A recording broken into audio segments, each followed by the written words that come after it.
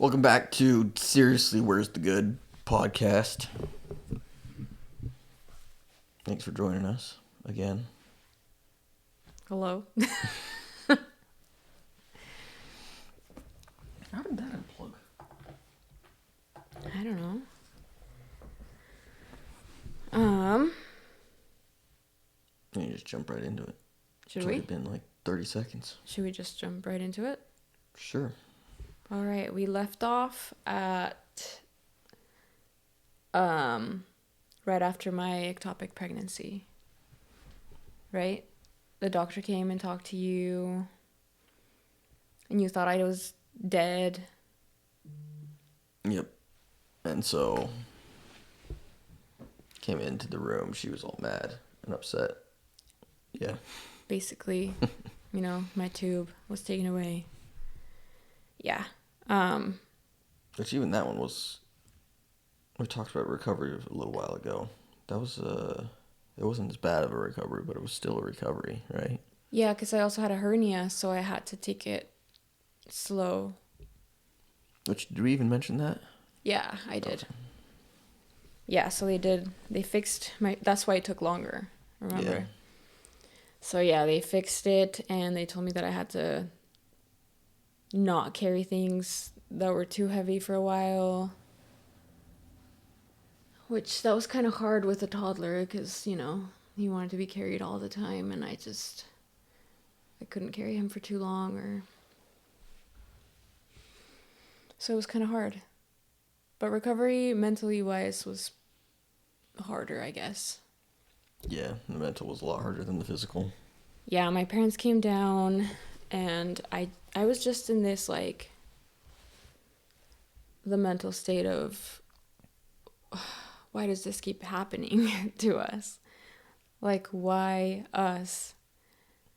Everybody else around us at that moment, in that time, everybody else seemed to be able to have pregnancies so easily. They got pregnant without even trying, and There's a few people that we knew that got pregnant around that time, right? mm-hmm.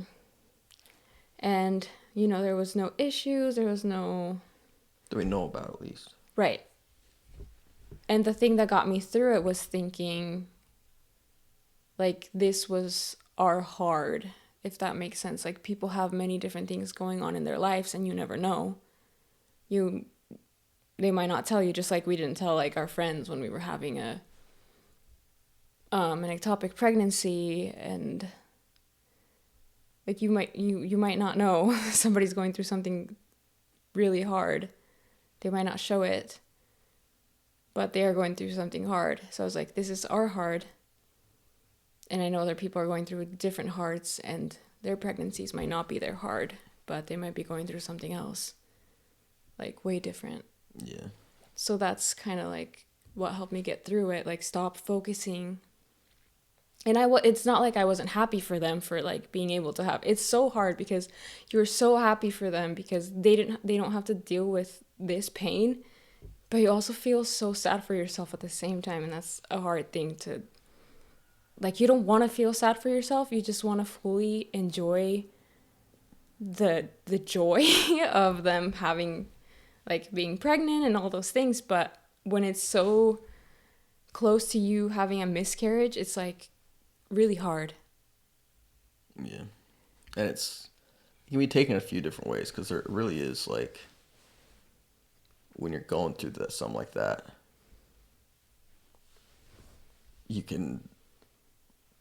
I see it with everything, right? With everything. You be happy for them, but still be like, okay, what the heck, for yourself. Or you can be victim of it and be almost mad at them because this happened or that happened. Yeah. There are two ways of going about it, and I don't even know if you could just fully be happy without being A little bit sad. a little bit sad. Yeah. Those both feelings, I feel like both of them have to coexist. I don't know if you can fully let go of the sadness for yourself after you've been through something like that. You might try to push it aside, but there's still Yeah. like a slight like, oh man, we had to go through that. Yeah. But like the part that I'm saying is if like going through something like that, you start being victim to someone else in that way, like someone that we knew was pregnant and we were like upset with them because they were pregnant and we weren't. That's how you get yourself into a lot of mental trouble. Oh yeah, Like no. that's You can't let yourself go that way because it's not their fault. Like yeah. they didn't choose to not have any, like we didn't choose to have problems. They didn't choose to not have problems. It's just it is how it is. I'm just kind of saying that for everyone too. Like Yeah, you like you don't put let yourself, yourself, yeah, if there's someone that is here and you're here, you can still be happy for the person that's up here. without, yeah, just like any, Like that's like achievements, like success. yeah. Like people who hate success can't be happy for other people when they succeed because they hate success no matter what. Yeah.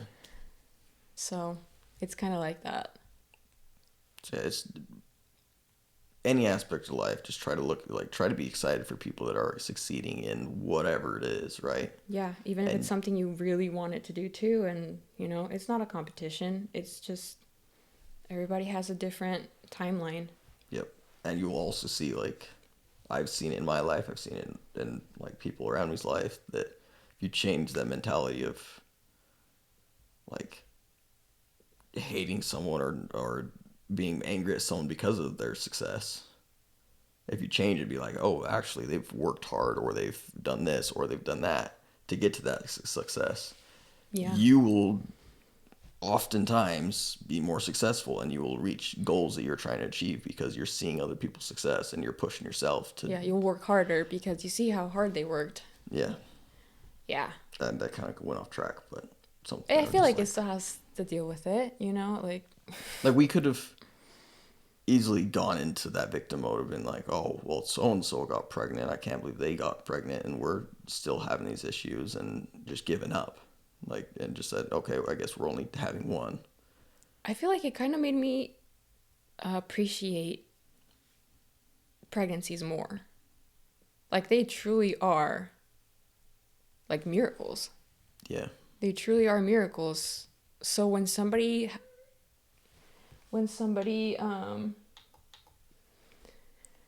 sorry, Evelyn woke up a little bit, but she went back to sleep. Anyway, where was I? I got they're miracles when somebody.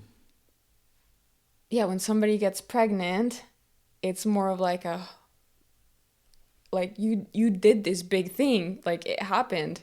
Yeah, And when it stays there, there's nothing wrong is like wow, like it's amazing. It's great. How I don't know how else. because the more you start looking into pregnancy, there's a lot of it that I didn't know or understand before, but like the timing of it has to be right. The hormones have to be right. The chemicals have to be right. Like everything has to be right, just to think about getting pregnant. Like it's wild. And even when you're pregnant, you never know, like something could go wrong. You Yeah. could go all the way to the end of your pregnancy and then have a stillborn. Like there's so many things that could go wrong between you getting pregnant and you meeting your baby. Like so many things can go wrong. Yep. There truly are miracles. All of us that are here, we're all miracles. It's crazy. Yeah. And I don't remember what I was gonna say. Anyway, it made me appreciate pregnancies and babies a lot more going through all of this. Every time somebody says they're pregnant, it just like makes me want to like cry a little bit because it's like, wow. And maybe appreciate women, because I'm glad I don't need to do that. Yeah. There's no way. There's no way. Yeah.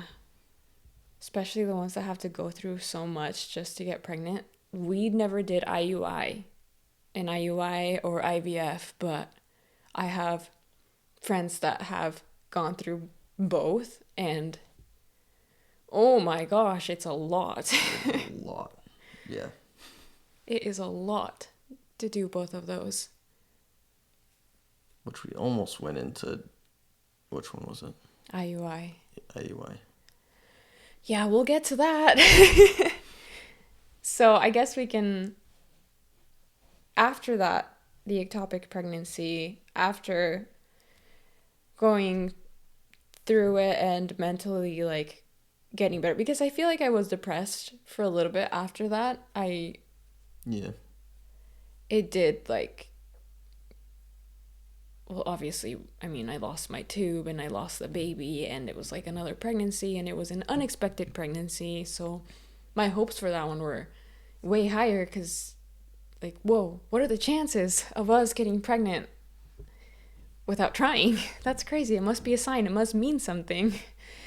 Yep. And not being listened to.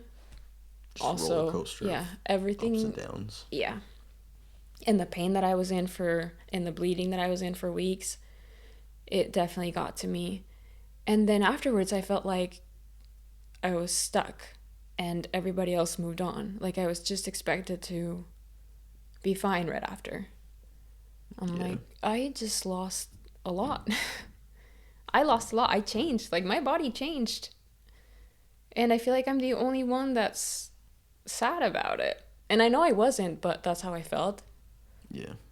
I just didn't feel like people wouldn't ask anything. Like I'm like, do you guys know that this happened? That's the cats, right? That's what name are. Yeah, that's the cats. Okay. Yeah, both of them are asleep. Okay.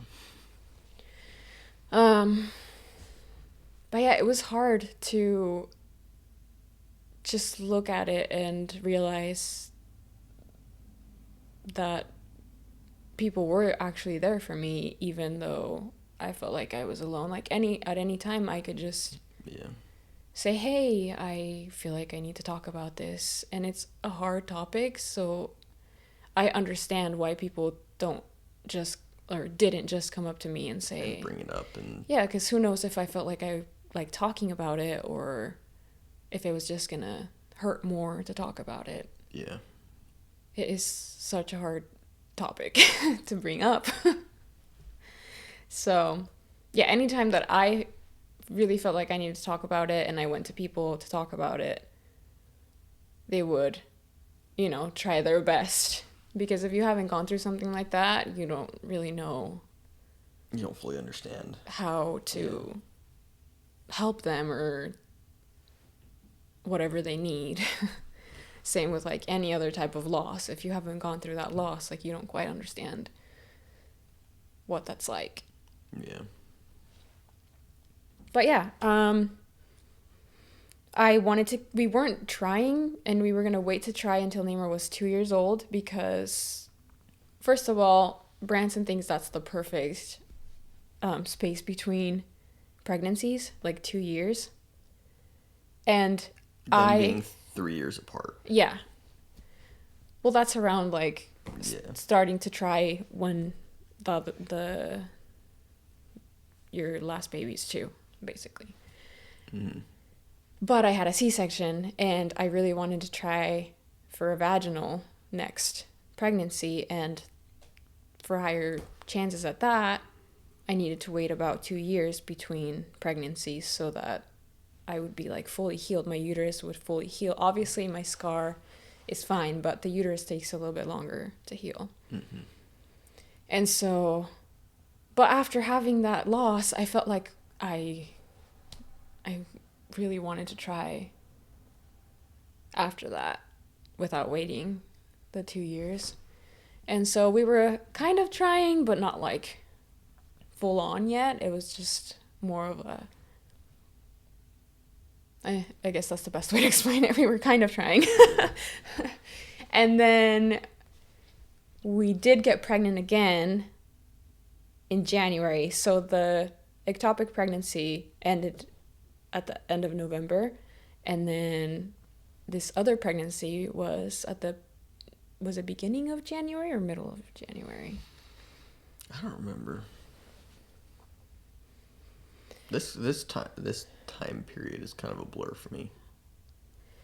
Like there was a lot going on We just moved.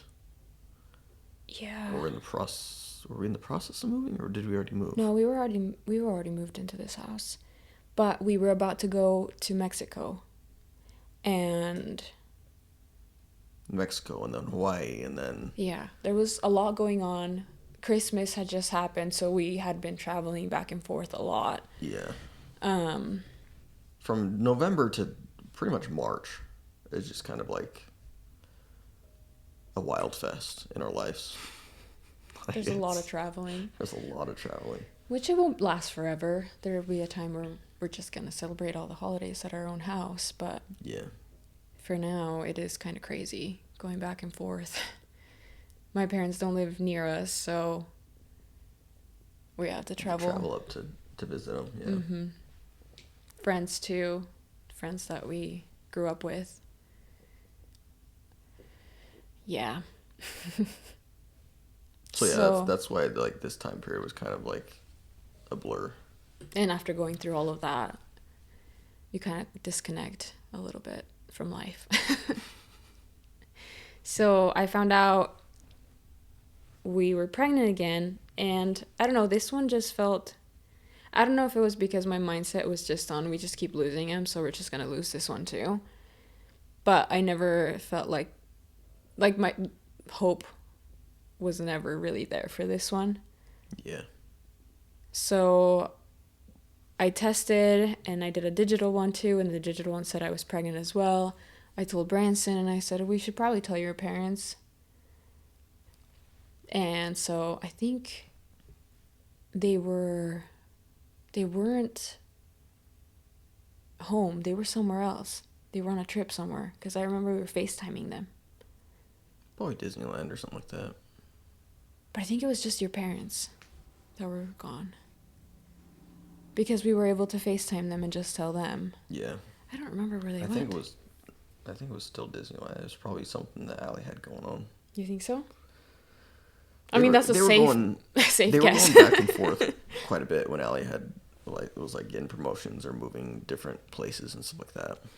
Yeah, so I remember telling them, and they're like, "Oh my gosh, so how are you feeling?" And I'm like, "I don't feel like this one's gonna stick," but I felt like I needed to tell you guys anyway, and also my parents.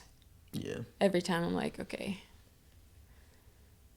It's hard because I always wanted to keep the pregnancy secret as long as possible because it's exciting. Surprise them But I've never really had the chance to do that. Yeah. We usually will tell our parents, but then not really tell anybody else until we know for sure. Yeah, because it's really hard feeling like, or at least, I mean, for us, it's really hard going through a miscarriage. I can't imagine your little siblings we're gonna have a baby. Oh, just kidding. Yeah. No, we're not. We'll tell them after the fact. Yeah, after it happened, but that's different because yeah, you already know the outcome. It's not a surprise. Anyway, we were getting ready to go to Mexico. I kept testing because that's what I do, and I noticed that the line wasn't getting as dark as fast as Neymar's. And so I was like, okay, yeah, this isn't. And I was a little bit scared because we were going to Mexico and I was pregnant, and if there was an ectopic pregnancy,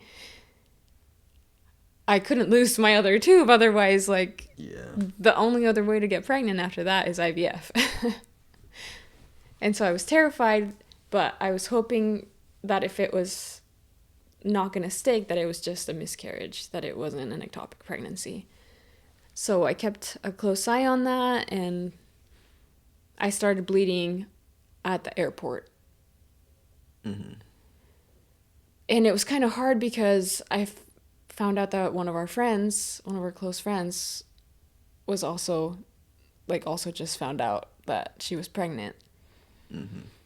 And I was like, oh my gosh, please stick so that we can have this journey together. And well, it didn't stick. And this one was a really early loss. I think my period was just late for a couple of days. It wasn't like a week late or anything like that. Yeah, it was pretty early. Yeah, and I already felt like it wasn't going to stick anyway, so it wasn't. It's sad to say, but it wasn't like a big shock. I wasn't. Not expecting it to stay. Yeah, so I didn't really cry. I was probably very numb. I was At this still moment in time, yeah. we for were sure. still dealing with the other loss that it was just like, okay, Yeah. this is happening again. But it was hard knowing that our pregnancy didn't stay and we lost another one. It was a good thing that we went to Mexico and I was able to see like my family that I hadn't seen for a while. Mm-hmm. So that was helpful. And we showed you our our home The house that you grew up in. in Mexico. So that was really fun. The food was really nice, like really good, really nice. Really good, so that helped a lot. Eat my feelings away.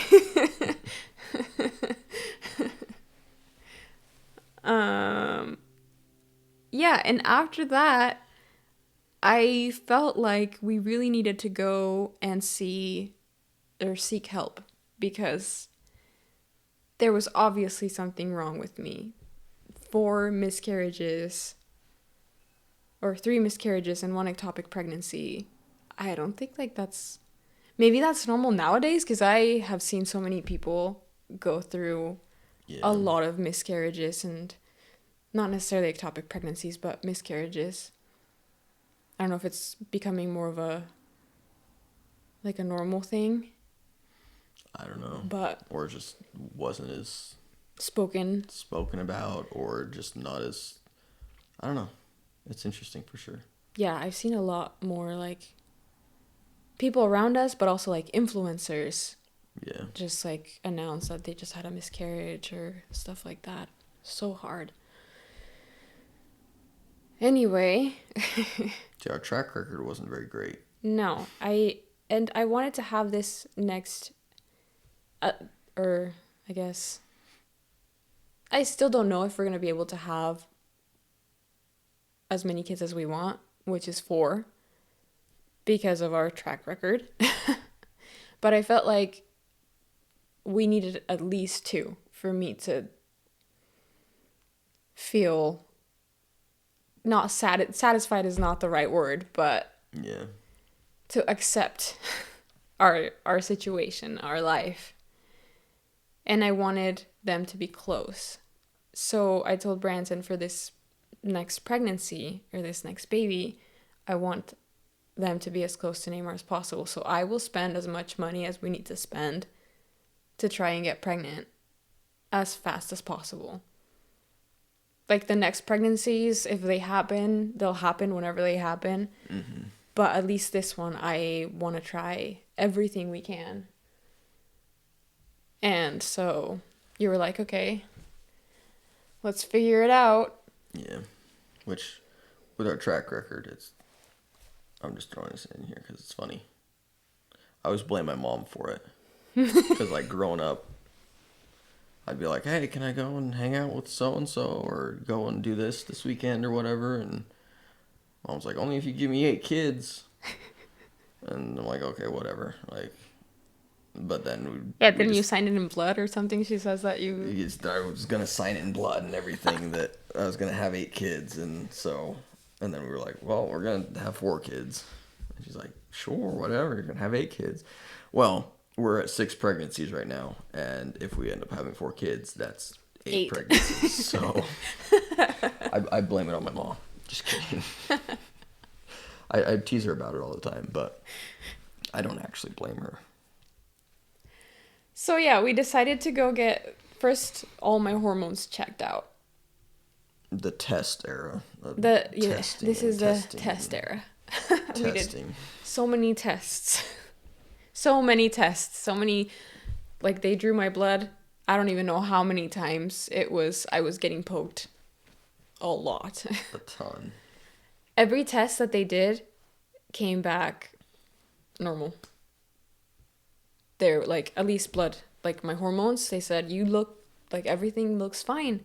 The next thing that we can look into is the shape of your uterus, because you've had a lot of issues with like early on. So that could be because they didn't implant at the correct spot. Maybe your uterus is like heart shaped, or there's some sort of abnormality in your uterus. And your tube, your right tube, might have had like something that stopped the egg from moving. So like we need to look at your left tube to make sure that that isn't there. Isn't an issue, yeah. Yeah, so that it's fine and you won't have another ectopic pregnancy on your other tube. So he said the next thing we can do for you is do an HSG, is what it's called. I don't know how you remember all these letters and stuff like that. I'm just like, Because this test. it was traumatic, okay? I get that part, but I'm like, that still doesn't.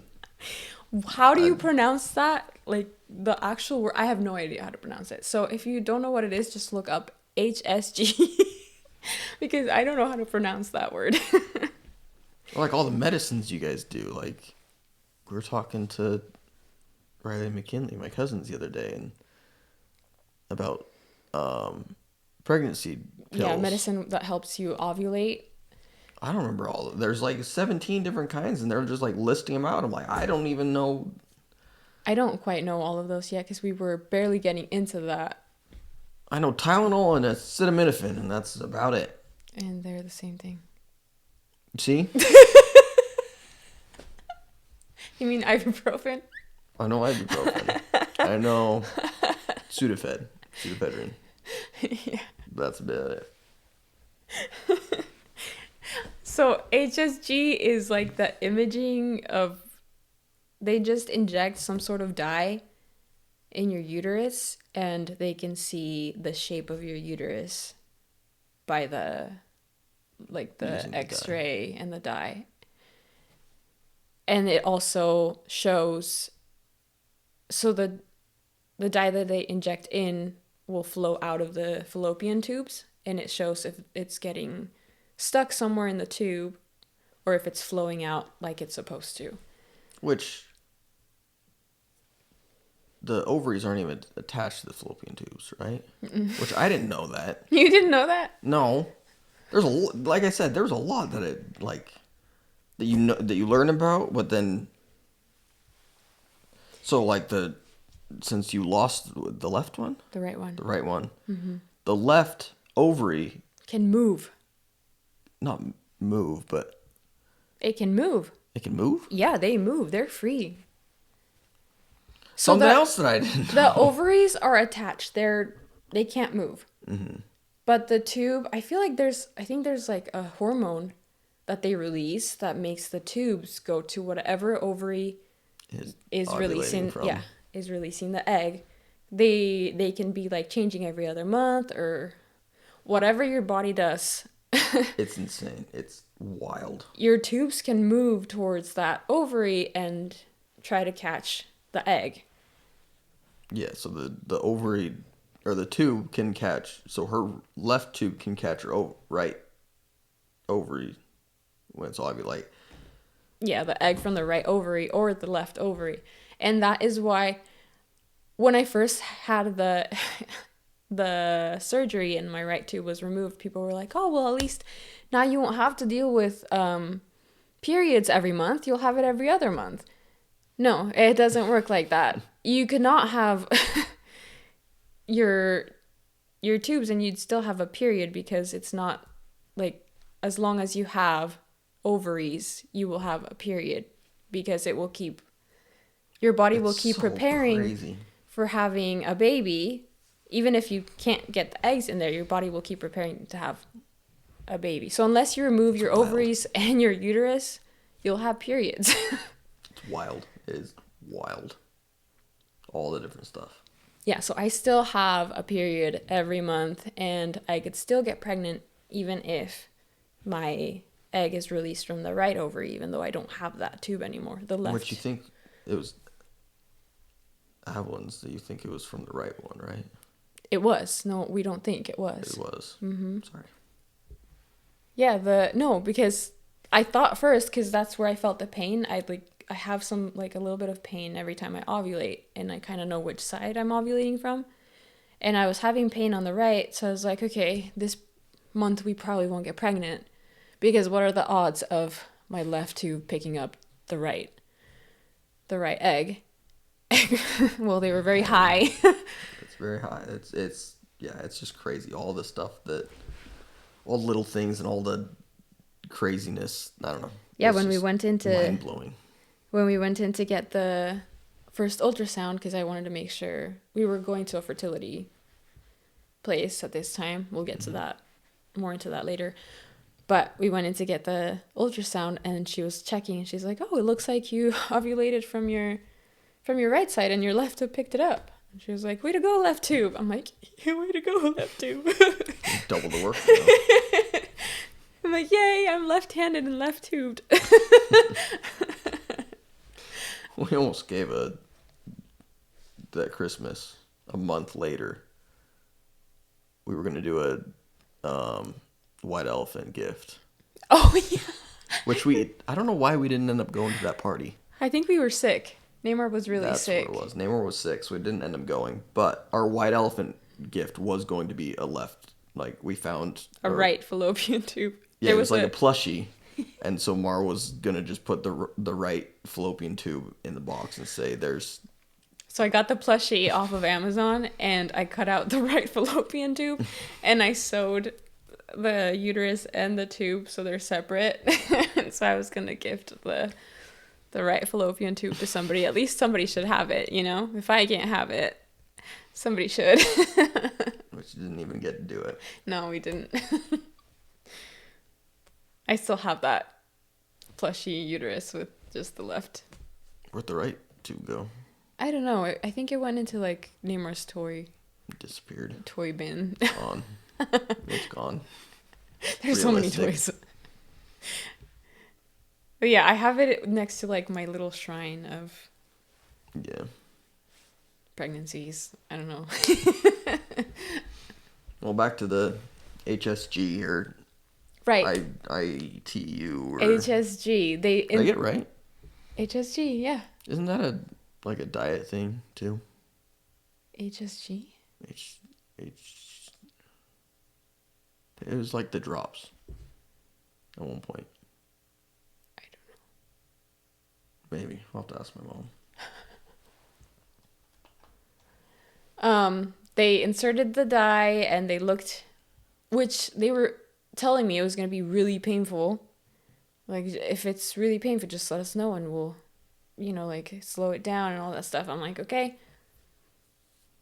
It was nothing compared to the ectopic pregnancy, so It was just I was fine. I was already living in pain for like a month. Yeah, about a month. yeah. And that was nothing compared to that. They were like, "Oh wow, you're so strong." I'm like, "No, I think it's just because I was in pain for so long that I got used to being in pain." No. Did you get to see the? Did they have a screen in there? Yeah, they had it at the top, so I got to see it as it was happening. It was crazy. Like, I was seeing my hip bones, and I saw Yeah. the shape of my uterus, and I saw it go out the left tube, and then the right tube kind of like, it was so, like, it was like a deflated balloon. Yeah, it was just like You could this still little see, tiny, and then there was like a little bit of. yeah, you could the still dye kind of coming out. see, I don't think it was going out, but it was like going into it, Yeah. and just stuck there. But the other one was flowing great. And that made me feel relieved, because I was worried that maybe what I had there was on the other side. Why couldn't I be in there? Like it was like a room. I think it's just And there because of was, like, x-rays. There's the X-rays. Because I had to wear like a vest up here. Maybe that's what it and was. I think it was just that. You were in the room, like they had windows. So I could see it. I just wasn't like in there with them. In that so room. they had like a monitor going at the full time and everything too. But I'm pretty sure it was just the x-rays. makes sense. But everything was fine. They said right there, like, everything looks great. We'll send it to your doctor and he'll let you know what's next. So we go talk to our doctor, and he says, I don't know what else I can do for you here because everything looks normal. But we do have a fertility place below us, and they can go deeper into the testing. For, like, all I can do for you now is check your genes, like both of our genes, to see if there was something that we had, something that made our Made it like pregnancies. incompatible or something like that. Yeah. And we opted out of that. Number one, it was really expensive at the time, and we had already spent so much money. It was way expensive. It was So like, much money on the other tests. how much was it gonna be? I don't remember. It's like a couple $1,000s, wasn't it? Yeah. Like 3,000. For each of us, I think. Yeah, Like 2,000 for each one of us. each one of It was us. crazy. And we'd already had Neymar too. Yeah, so I didn't feel like we needed it. Like that was kind of our last ditch effort. It was like, okay, if we really Absolutely cannot find an Anything, answer, yeah. then we will do it. But we kind of decided to push it off. And we went down to the fertility place, and they did the same tests, I think, again. Mm-hmm. They had to run the same tests because all the blood work again. I don't know if it's a money thing or really they just wanted to double check, make sure. Yeah. I don't know. That wasn't too expensive. Those tests weren't very expensive. Which we had two different doctors, didn't we? We had one online and then one. I started the one off online. I she was started the off one with a that- girl because I felt more, I don't know. I always feel like it's better to talk to girl doctors for me. And so there wasn't any girl doctor available where we live, but we could do a virtual. And so we met up with her virtually one time. And she was saying how the HSG would not tell me the shape of my uterus, that the other doctor was wrong. And we needed to do another test that would look further into the shape of the uterus. And also she wanted to take a piece of my, like the inside, the lining of my like an uterus. autopsy. Or not. No, I'm not dead. Biopsy. Biopsy, that's what it is. Yeah, and look into if there was anything wrong with that. There's just some weird tests that she was going Which into. was Really also expensive. very tests. expensive. Very like the gene test was one thing. These other tests were like way up there, and we're like, And I just felt like after hearing the other doctor saying the HSG was gonna tell me everything we needed to know about that. which we had to travel to get that HSG. It was only like an hour. Yeah, but we did. still had to travel outside of our home, or like where we live, to get that test. And so it wasn't just like oh yeah, just get it done, blah blah blah. No, we had to travel. We had to like take a day, because the test itself it was about an hour, but then leading up to it was another hour or two. And Yeah, they then- had to do another pregnancy test just to make sure I wasn't pregnant, because they can't inject that if I am pregnant. So just that one test took us. It was a little We while. were gone for probably 5 or 6 hours. Yeah. Just It for that was- one test. It was like a full day situation. Yeah. But yeah, then I decided we weren't gonna do that test, and we could do the blood work. And then the doctor called me again, and she was like, wait, why are you not doing this? You should do this, trying to convince me to do that test. And I was like, money-wise, I don't think we can make it happen right now. It's very expensive, and that's why we're not doing the genetic testing, because it's also very expensive. Mm-hmm. And There's a couple other she things. said she was going to talk to somebody, because I asked, can you tell me how expensive, like, what the cost is really going to be? Because they That were was the very other vague. thing. They She were was- very vague with the costs. Yeah, of- she would say, let's do this test, this test, this test. And we're like, okay, how much is that going to be? Oh, I don't know. I don't actually know how much that's going to be. We'll have somebody else, which, okay. But then we would start looking it up, and it was way expensive. Yes. So, like, she would never give us a straight answer of how much it was, which other doctors... Which it kind of makes sense, because your insurance and all of those things. Yeah. But at this point, insurance doesn't really pay for anything Yeah. when it comes to infertility, because that's your problem. That's not a like a necessary thing. You just really want a baby, even though you're having fertility issues, Yeah. and you have to deal with that. Comes out of your pocket. So yeah, I was like, I'm not getting like, I'm gonna use the word vibe, even though you hate it. I hate But the word vibe. I wasn't getting good vibes from her anymore. I felt very pushed to do things that I didn't want to do. So I decided to change doctors. And we had to do that first, I think it's called the first consultation, all over Yeah. again. So we have to pay for that again. But it's fine. This other doctor, I felt like listened to us a lot A more. lot more. He wasn't pushy. He wasn't. He was an older doctor too. He asked more questions. Wasn't some young dumb. I'm sorry, but I don't like young doctors right now. I just feel like they need to. It's not that I don't like them. I just feel like they need to have a lot more experience. Yeah. Anyway, so this guy, he listened to us. He's like, these are the tests you could do. I would recommend these ones. I wouldn't recommend these ones. We don't have to do any if you don't want to do any. Which he didn't. Did he even bring up those other ones that she did? No. Like he didn't bring up these other ones. Like it wasn't even on Mentioned. the list. Nope, she didn't even mention them.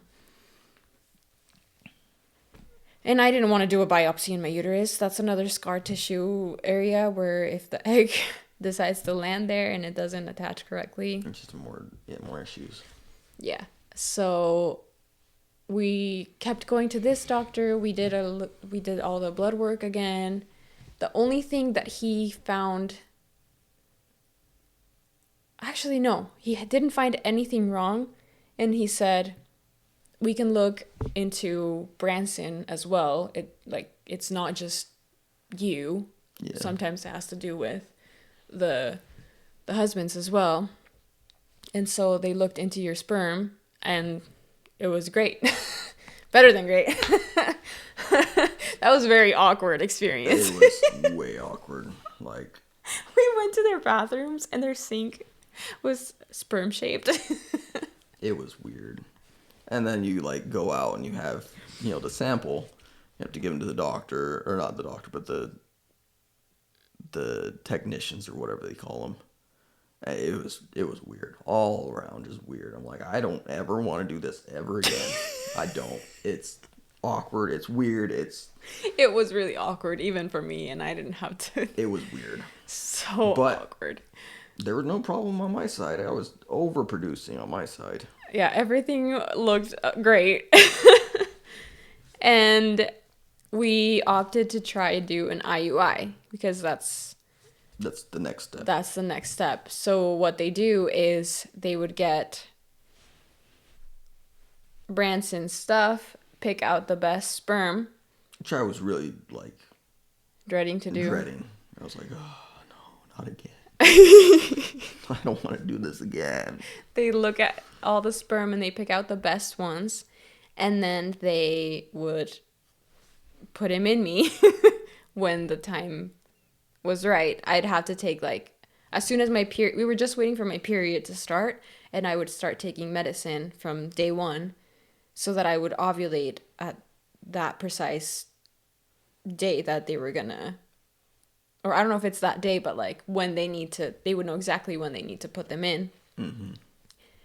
And that would increase our chances of getting pregnant. So we were just waiting for my period to come, except it didn't come. So I tested and we were pregnant. And we went in right away because I was scared of an ectopic pregnancy. They did an ultrasound and they saw or I guess they drew my blood first, just to make sure. Mm-hmm. And the first one was 11. It was just 11. And anything above 5 is considered a pregnancy. Mm-hmm. So it was so early on. I think it was 2 days before my period was supposed to start. I think it was actually. Yeah. But I wanted to test anyway. And they're like, well, it's 11. It's really low, but anything above 5 is considered a pregnancy. So in 2 days, let's get your blood drawn again. And it did, I think it tripled. And I don't remember if we did it one more time or if we just went in for the ultrasound. But when we went in for the ultrasound, they saw the sac in there. And in the right spot. In the right spot, and everything looked great. So we talked to the doctor again. They looked at blood work again. And the only thing that he saw wrong was my TSH levels. He said that they were a little bit lower. Which is thyroid problem, or thyroid. My thyroid hormones. And they were a little bit lower than he'd want them for a pregnancy.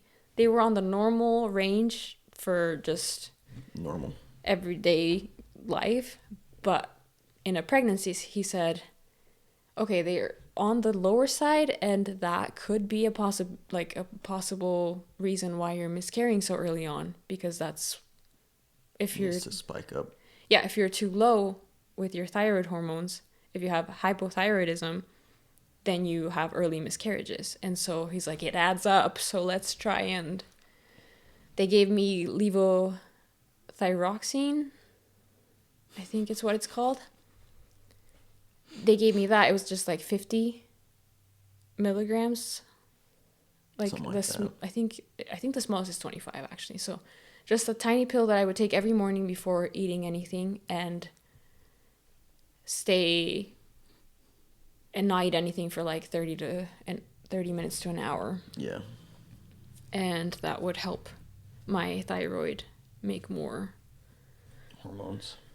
Yeah, and so we did that, and that's the only thing that we changed. Oh, and I also started doing a keto diet. Yeah. That's right. So when I was going through my ectopic pregnancy, I also had a dermatologist look at all my moles and all that stuff. Totally separate thing. We just wanted to do that. I feel like you should every now and then. And she mentioned that it looked like I was a little bit, I had a little bit of like insulin resistance. Yeah. And she said that I should just take it down a notch with how much sugar I... I'll run out of space. Oh, well, Crap. I guess we'll end it here. She said I needed to take it down on my sugar intake. And this is where we'll end, and we will continue. See you next week. Whoops. How long have we been talking for, though? Is it? 48 minutes. Oh, that's good. We're good. Thanks for listening, guys. We love you guys. Bye. Oh. That was perfect.